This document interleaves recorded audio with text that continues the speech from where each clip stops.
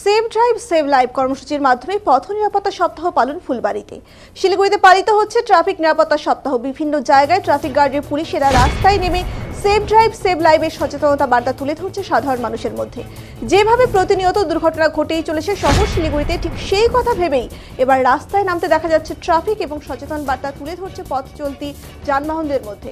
শুক্রবার শিলিগুড়ি মেট্রোপলিটন পুলিশের অন্তর্গত ফুলবাড়ি হাইওয়ে ট্রাফিক আউটপোস্টের উদ্যোগে এই কর্মসূচি গ্রহণ করা হয়।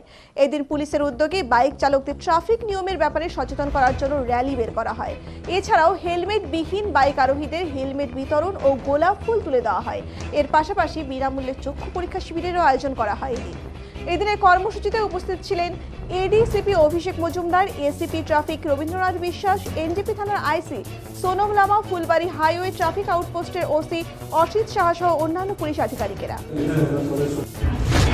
27 থেকে 31 পর্যন্ত একটা রোড সেফটি উইক সেলিব্রেট করার ব্যাপার ছিল।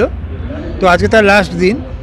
তো বেসিক্যালি এখানে সমস্ত শিলিগুড়ি পুলিশ কমিশনারেটের আন্ডারে সমস্ত জায়গাতেই অনুষ্ঠানটা প্রায় 7 দিন ধরে হচ্ছে এবং এটা একটা কন্টিনিউয়াস প্রসেস, 7 দিনের কোনো ব্যাপার নয়, এটা রোজই হয়। তো এটাকে একটু স্পেশাল এমফাসাইজ দেওয়া হয়েছে 7 দিনের জন্য, আরও বেশি করে একটু ইন্টেন্সিটি বাড়ানো হচ্ছে অনুষ্ঠানটা, যাতে মেন উদ্দেশ্য হচ্ছে যে public consciousness for traffic rules and regulations.